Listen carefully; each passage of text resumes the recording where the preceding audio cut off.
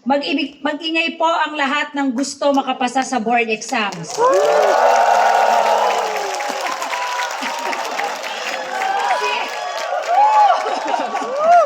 Sino dito ang excited na mag-review? Sino dito ang pinahirapan ng calculus? Itaas ang kamay. O, lahat nahirapan. Huwag kayong mag-alala. Pause muna tayo sa mga besties nyo na calculus at scientific calculator because today is your day. Nalampasan nyo na ang isa sa mahalagang pagsubok, ang makapagtapos at makakuha ng degree. Kaya palakpakan nyo po ang inyong mga sarili. Huwag din po natin kalimutang pasalamatan at bigyang pagkilala ang lahat ng mga magulang, mga lolo at lola, kapamilya, kapuso, kapatid, kamag-anak at iba pang mahal sa buhay na tumulong sa inyo para kayo'y makapagtapos. Itong araw na ito ay para rin sa kanila. Palakpakan po natin sila. Alam niyo po, nung natanggap ko ang imbitasyon para maging commencement speaker ngayong araw, hindi po ako nagdalawang isip. Ang sabi ko po, G na yan. Una, bakit ko tatanggihan ng TUP? Kapitbahay ko po kayo sa DBM. Isang linya lang po tayo. Alam niyo po ba kung nasa ng DBM? Ala, hindi nila alam. Pag after ng tulay. Tama. After ng tulay, doon po ang DBM. Sorry, wala kaming mga engineering kaya hindi siguro nila, hindi sila familiar. Sana lang hindi kayo, ito alam nyo to. Sana hindi po kayo yung mga tumatambay sa SM Manila kahit sa oras ng klase. O yung mga nakaupo sa computer shop kahit hindi naman nagre-research. O yung mga namamasyal sa Luneta Park kahit di pa oras ng uwian. Ang masakit niyan, pinasyal mo na nga, ginos ka naman ng huli. Oh. Kalabitin nyo yung mga kilala nyong guilty. Hindi man po ako engineer, pero alam kong hindi madali ang inyong kurso. Araw-araw, numbers war. Hindi madali ang pinagdaanan nyo bago kayo nakatungon sa araw na ito. Ang biro nga daw ng iba, kapag may nakita kang engineering student na nakangiti, panigurado, first year pa lang yan. Totoo ba yan? So biglang nag-glow up na kayo ngayon dahil graduate na kayo. But look at you now. With so much risk, you are one step closer to achieving your dreams. I-manifest nyo na po yan. Soon, you will become civil engineers, electrical engineers, electronics engineers, and mechanical engineers, inshallah.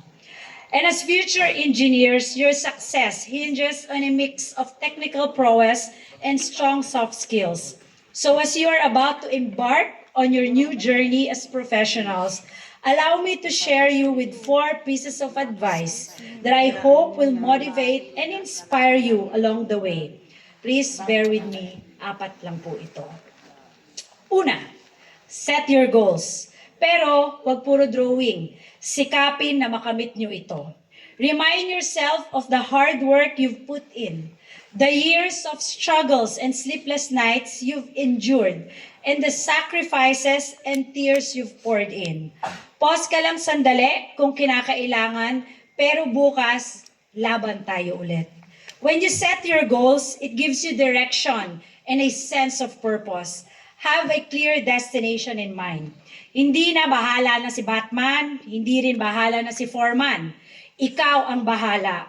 Ikaw ang magmamaneho ng direksyon na iyong tatahakin. Rest if you must, but never lose sight of your dreams. Second, stick to your values. Tulad ng isang gusali o tulad ng isang relasyon, dapat matibay ang inyong pundasyon. Our values defines us.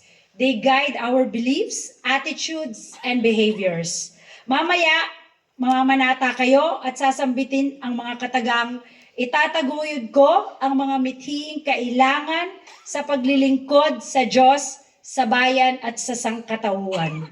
Dear graduates, wherever life takes you, always remember your oath. Bilang mga profesional, marami kayong makakasalamuhang tao. Marami kayong mga makakatrabahong iba't ibang ugali, paniniwala at pinagmulan. May mga pagkakataong masusubok ang inyong loob. Pakiusap ko, huwag kayong magpapasilaw sa panandaliang pakinabang.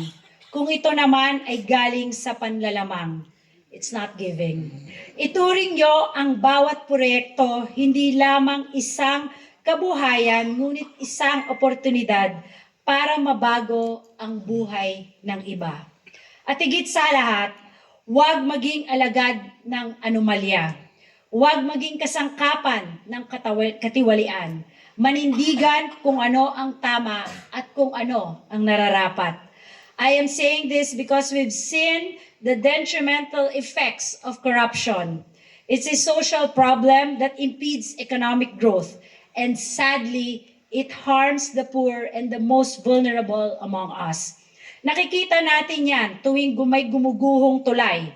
Nakikita natin yan sa paglala ng baha, sanhi ng kakulangan ng aksyon sa pasilidad at infrastruktura. At nakikita natin yan sa mga komunidad na hindi maabot ng mga pangunahing serbisyo na dapat sana'y kanilang natatanggap ng ating mga kababayan. Dear graduates, it is upon each of you to challenge that.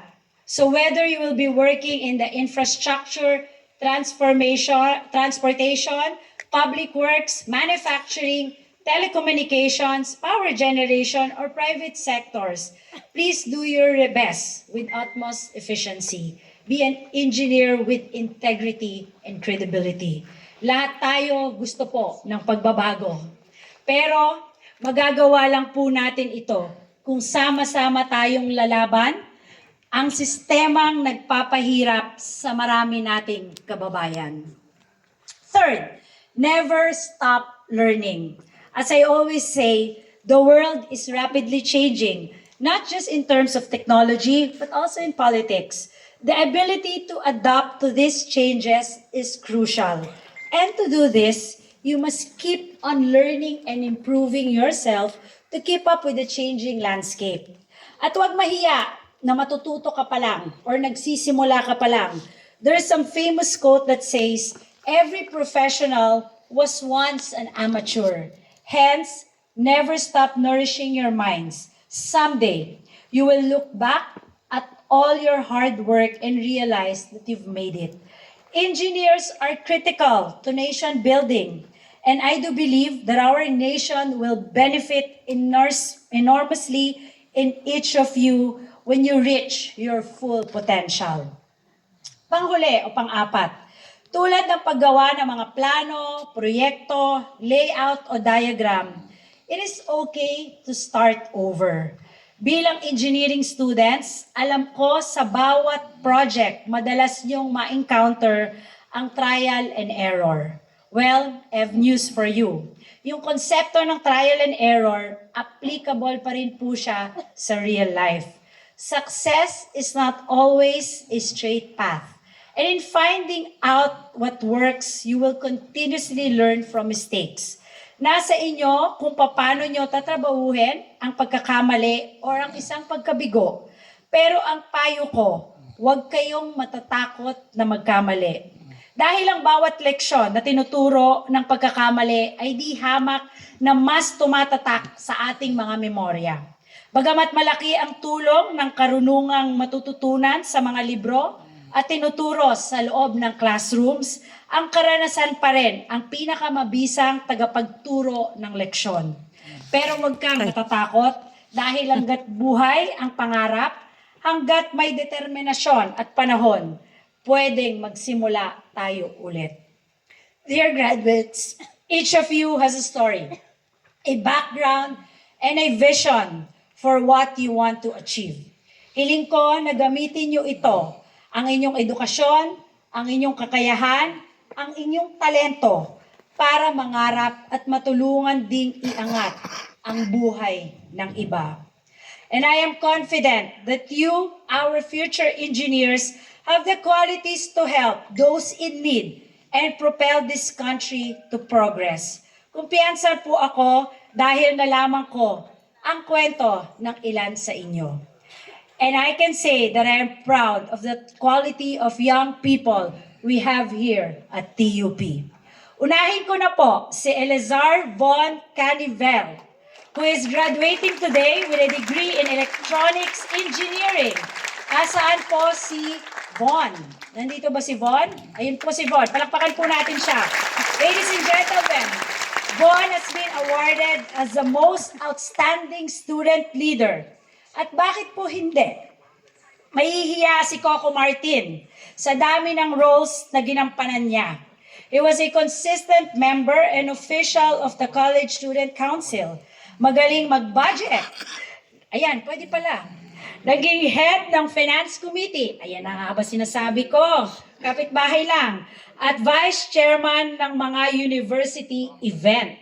Naging auditor din siya at chairman of the Institute of Electronics Engineers of the Philippines, TUP Manila Student Chapter. Lahat ng ito habang pinagsasabay ang kanyang pag-aaral. Ang sabi ni Von, he has always had a heart to lead and serve. Sa dami ng kanyang pinagkakaabalahan, kahit sukat akalain na minsan natanong niya sa kanyang sarili kung makakapagtapos po ba siya ng kolehiyo, lalo na kung limitado ang budget ng pamilya. But he carried on.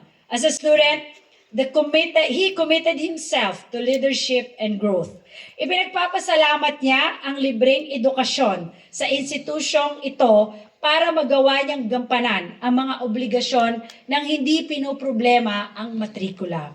Ladies and gentlemen, Von is an example of why we are giving utmost priority to education sector. We believe that no learner should miss out on the chance to excel just because they don't have the resources. Von, congratulations, and I say, deserve mo ang award. Galingan mo at pag-usayan pa ang pagiging leader kahit nakagraduate ka na. This country needs more young people like you who are ready and willing to go above and beyond to achieve success and help others as well. Palakpakan po natin ulit si Von. Congratulations, Von. Kung gagawa po ako ngayon ng content sa social media, ganito po ang intro ko. Hi guys! Welcome to my vlog. Ipinakikilala ko nga po pala sa inyo si Roby. Roby, ang estudyanteng walang nagpa-aral pero sumakses. Nasaan po si Roby Balboa? Wala siya? Andyan. Ay, Roby. Vlog, ha? Hindi ko po inimbento yon. Yan po kasi ang content ni Roby sa kanyang vlogs. Produkto si Roby ng broken family, kaya simula pa lang, bago pa siya tumungtong ng kolehiyo, inakala niya hanggang pangarap na lang maging engineer. Kaya ang ibang bata, sinasabihan lang na mag-aral ka ng maayos. Si Roby nasabihan lang na wala kang mararating. Kasagsaga ng pandemic, nang magsimula ang nakipagsapalaran siya na maging isa sa mga scholar ng bayan sa pamamagitan ng TUP. Dahil pangako niya sa sarili, guguhit siya ng sarili niyang landas. At dahil online classes before, na ipagsabay niya ang pagiging estudyante at part-time worker bilang isang barista. Habang nagkaklase, si Roby ay nagtitimpla ng milk tea. Masarap yan. May mga pagkakataon pa nga raw na pagdating ng recitation, nagpapalusot na lang siyang mahina ang signal at hindi niya marinig si prof. Nang tumuntong ng second year, pagiging food delivery rider naman ang pinasok niya. Kinaya niya para makapahanda sa pagbabalik ng face-to-face classes at para may pambayad po siya sa kanyang dorm. Kaya si Roby, namasukan din bilang sales agent at customs escort. Habang nag-aaral, tumatanggap na rin siya ng mga project na nakakatulong ng malaki sa kanyang mga gastusin. Aniya, hindi man siya pinalad tulad ng iba, napatunayan niya na kaya niyang baliktarin ang kanyang kapalaran, na hindi pala tadhana ang pagdidikta ng ating mararating dahil tayo ang sumusulat ng ating sariling kwento. Robbie, tulad ng iyong minamahal na lola, ng mga taong nagmamahal at sumusuporta sa iyo, at libo-libo mong followers, naniniwala ako na malayo ang iyong mararating. Pinatunayan mo na walang imposible sa taong madiskarte, masipag, at higit sa lahat, may pangarap. Hanga ako sa iyo, Robbie, at aabangan po naming lahat ang susunod mong vlog na ang intro ay Ako si Robbie. Walang nagpaaral, pero isa na akong electrical engineer. Congratulations, Robbie. Last but definitely not the least, I would like to share the story of our college valedictorian, Hans Baga. Nasaan po si Hans? Hi, Hans. Bilang scholar, may mga pagkakataong hindi sapat ang allowance para itawid ang gastusin sa kolehiyo. Kaya nagpapasalamat siya sa itinuturing niyang mentor, si Engineer Timothy Amado, na humubog. Sir, nandito po ba si Engineer? Ayun po. Na humubog sa kanya. Gayon din, sa cash prize na nauwi niya bilang isang contestant sa mga quiz bees na kanyang inatenan. Para itaguyod ang pag-aaral, pinasok rin niya ang pagiging freelance tutor. Aminadong mahirap pagsabayin ang pag-aaral at pagtatrabaho, lalo na't retirado na rin parehas ang kanyang mga magulang. May mga pagkakataong ginusto na niyang sumuko. Buti, hindi nagpatinag si Hans dahil ngayon, nagbunga na ang kanyang mga sakripisyo at paghihirap. Ladies and gentlemen, Hans is graduating magna cum laude with a degree in electronics engineering. Palakpakan po natin siya at congratulations, Hans. I wish I could tell all of your stories today, but I'm confident that all of you has been amazing. Hindi ko man maisa-isa ang mga kwento nyo, saksi po ang langit, saksi ang mga tao sa inyong paligid na mapapatagumpayan nyo ang hamon na dadating pa sa mga araw. Drawing inspiration from some of your peers, I hope that you will be able to realize that it is those who have grit, who refuse to give up, who keep fighting through tough times, who will ultimately reach their goals. And so, as you innovate, lead, build, and dream from here on, keep in mind that the true measure of success is not based on your titles alone, but rather on the positive impact you make in the lives of others. Remember to set your goals, stick to your values, never stop learning, and keep in mind that it is okay to start over when things don't get as planned. Tiwala ako sa kakayahan ninyong lahat.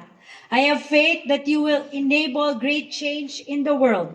It's time to apply the same hard work, determination, and passion to your next chapter.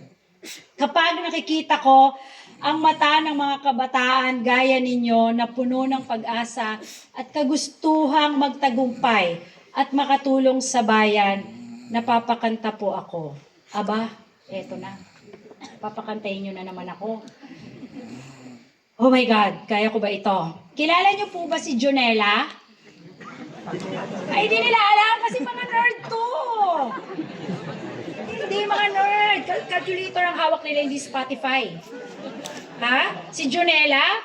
Sana hindi siya matrigger sa magaganap ngayong umaga sa kanta niya. Sabayan niyo ako. May cue ba dyan? Ayan.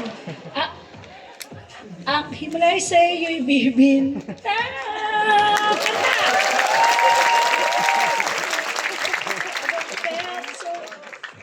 Till I look in your eyes, see my future. Dapat kanta kayo. Sabayan niyo ako. Okay, game? 1, Lakasan nyo kasi ang hina ng Q. O, may engineer ba dyan? Okay, 1, 2, 3. Kanta! Hindi talaga niyo alam? Bibintang. Mahirap kasi.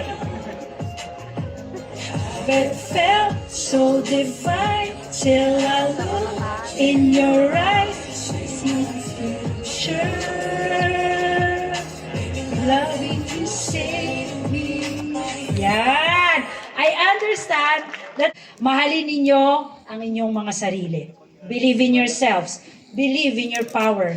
Empower and love yourselves. Empower and love each other. That way, you can love and empower our nation. That is why I keep on loving our youth. Because I agree with Junella, loving you guys will save us. Congratulations, TUP College of Engineering Class of 2025. Mabuhay kayong lahat. Proud na proud ako sa inyong lahat. Minamahal ko po kayong lahat.